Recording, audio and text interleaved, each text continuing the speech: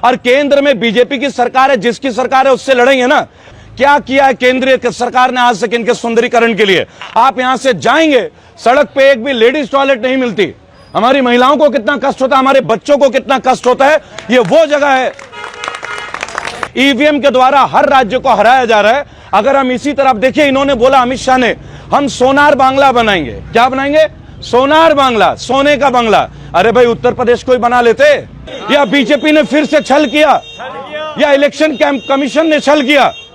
देखिए, लोगों के अंदर एक आगाज है, एक आक्रोश है, लेकिन आज हमारी फ्रीडम ऑफ स्पीच हमसे छीना जा रहा है। और एक ऐसा पत्रकार जो कि खुद क्राइम में इन्वॉल्व है, उसे माननीय सुप्रीम कोर्ट एक हफ्ते के अंदर बेल दे देती है। अब आप देखिएगा, अब चुनाव हो गया, तुरंत ये लॉकडाउन का सेकंड फेज की ना घोषणा कर दे। मुझे शक है, आगे आप और मैं देखते रहेंगे। लेकिन ये सारी प्लानिंग तरीके से बिहार में आरजेडी को नहीं हराया गया, बिहार में प्रजातंत्र को हराया गया, बिहार में बिहार के जनता को हराया गया, छल किया गया हमारे जैसे लोगों का। लेकिन अभी लड़ाई बाकी है, अभी हम तैयारी कर रहे हैं। आरटीआई के जवाब हमें मिलते नहीं है। आखिर मैंने अपने पहले वीडियो में भी कई बार यह सवाल उठाया है कि जिस देश ने ईवीएम का आविष्कार किया वो है जापान, और जिस देश ने इसका आविष्कार किया, खुशबू जी, आखिर वो अपने देश में बैलेट पेपर से चुनाव क्यों कराते हैं? क्या माननीय मोदी जी को या इलेक्शन कमीशन को यह चीज दिखाई नहीं देती? क्या ये कोई बिस्किट है जो वो हमारे लिए बनाते और खुद नहीं खाते? अगर ऐसा है तो उस बिस्किट में कोई कमी जरूर होगी या नहीं होगी? जोर से बोलेंगे, होगी नहीं होगी? क्या आप लोग सहमत हैं बिहार के चुनाव से? क्या आपको लगता नहीं कि आरजेडी की जीत थी, या बीजेपी ने फिर से छल किया, या इलेक्शन कमीशन ने छल किया? देखिए, लोगों के अंदर एक आगाज है, एक आक्रोश है, लेकिन आज हमारी फ्रीडम ऑफ स्पीच हमसे छीना जा रहा है। आज हमें जबरदस्ती जेलों में डाला जा रहा है, यूएपीए लगाया जा रहा है, विभिन्न तरह के मुकदमे। और विशेष तौर पे इस वीडियो को मैं एक बात आपको बता दूं, एक हमारे समाज का एक वैश्विक हिस्सा है जिसे माइनॉरिटीज बोलते हैं। क्या बोलते हैं? जरा जोर से बोलेंगे, माइनॉरिटीज। उनके ऊपर तो जुल्म की अब इंतहा। और यार, माइनॉरिटीज केवल मुस्लिमों में नहीं होती है, हिंदूज में भी होती है, जैनियों में भी होती है, क्रिश्चियनों में भी होती है। आप अभी स्टेन का देख लीजिए, रांची में उनके साथ किस तरीके से जेल में डाला गया। 80 वर्ष से ऊपर भी एक बुजुर्ग को उठा के जेल में डाल दिया गया, जिनको जहां मन कर रहा है वहां ये पत्रकारों को जेल में बंद कर रहे हैं। और एक ऐसा पत्रकार जो कि खुद क्राइम में इन्वॉल्व है, उसे माननीय सुप्रीम कोर्ट एक हफ्ते के अंदर बेल दे देती है। क्यों? क्योंकि उसकी तारीखें सुप्रीम कोर्ट सुन रही है। और एक ऐसा वीर देश का जांबाज सिपाही आईपीएस संजीव भट्ट, जो कि गोधरा कांड का एकमात्र गवाह है, उसके केस में 2 साल से सुनवाई नहीं होती और 10 साल से उनको तनख्वाह नहीं मिलती। और श्वेता भट्ट, उनकी पत्नी, ना जाने कितनी दौर से, प्रताड़ित दौर से गुजरती है। उनकी लड़ाई भी रेबल फाउंडेशन लड़ रहा है पल पल न्यूज के साथ। क्या अगर आपके घर में कोई अच्छी चीज चले, आप उस अपनी घर की चीज को बाहर वालों को दे दोगे? संभवतः दुनिया में कोई ऐसा गधा नहीं होगा जो ऐसा करे। मैं ये वर्ड को यूज कर रहा हूं, गधा, लिटरली।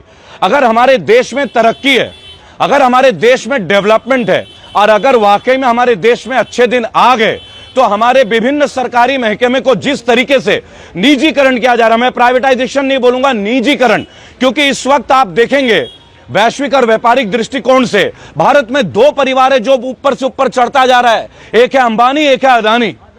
अब किसी को आप एयरपोर्ट दे देते हैं, किसी को आप एयरपोर्ट दे देते हैं, किसी को आप रोड दे देते हैं, किसी को आप जियो नेटवर्क दे देते हैं। आपको यह समझने की जरूरत है, आम आदमी नहीं रहा।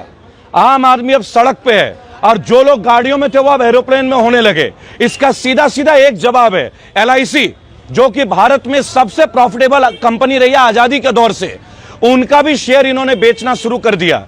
ONGC को प्राइवेटाइज कर दिया, steel authority of India limited को कर दिया। ये दौर वो दौर है जब ये सरकारी अस्पतालों को भी प्राइवेटाइज कर देंगे। मैं चाहूंगा कैमरामैन एक बार कैमरे को ऊपर करके सबको कवर करें। ये मंच आम लोगों का मंच है, रेबल शो खुशबू अख्तर जी के साथ, पल पल न्यूज के साथ, आम लोगों के लिए। इसको थोड़ा गैप ले लेंगे। तो मैं ये चाहूंगा कि लोग इस बात को देखें कि जो आप बंद स्टूडियो में इंटरव्यूज देखते हैं, बंद स्टूडियो में अपने वक्तव्य देखते हैं, वो वक्तव्य कहां तक जेन्युइन है। अगर कोई ये कहे कि भारत में तरक्की हुई है, तो इन गलियों में आके दिखाएं। हमारे पीछे जामा मस्जिद, जैन मंदिर, हनुमान मंदिर, तमाम वो धरोहर है जो कि राष्ट्रीय नहीं है, विश्व धरोहर है। क्या किया है केंद्रीय सरकार ने आज तक इनके सुंदरीकरण के लिए? आप यहां से जाएंगे, सड़क पे एक भी लेडीज टॉयलेट नहीं मिलती। हमारी महिलाओं को कितना कष्ट होता है, हमारे बच्चों को कितना कष्ट होता है। ये वो जगह है, ये वो जगह है जहां विदेशी नागरिक आते हैं, यहां वो जगह है जो लोग सजदे पढ़ते हैं, या वो जगह है जहां लोग प्रार्थना करते हैं। और देखिए, भारत हमेशा विविधताओं का देश रहा है। मैं शुरू से बोलता हूं, मैं मुल्क की बात करूंगा, मैं हिंदुस्तान की बात नहीं करूंगा, क्योंकि मेरे देश का नाम हिंदुस्तान नहीं है, मेरे देश का नाम है भारत। इस पे तो एक बार तालियां बजनी चाहिए थी।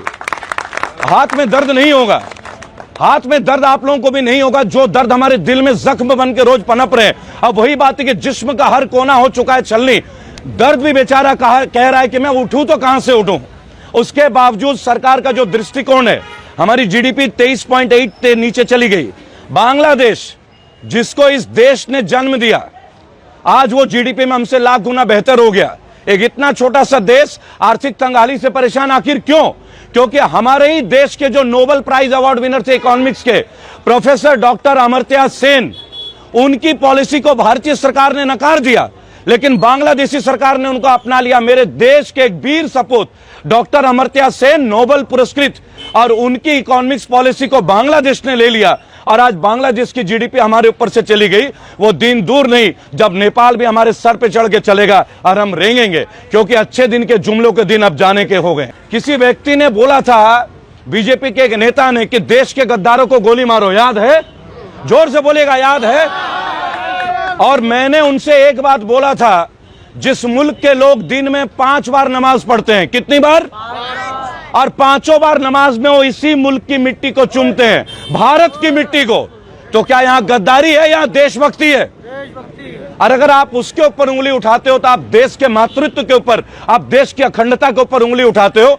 रेबल फाउंडेशन देश के सारे माइनॉरिटीज, हिंदू, मुस्लिम, सिख, ईसाई और मेजॉरिटीज जो हैं, सभी को एकत्रित करके इस देश की जो बैड गवर्नेंस है, कोरोना के लिए इनको पुलिस वाले झांकते हैं मास्क में आपका फाइन काटने के लिए।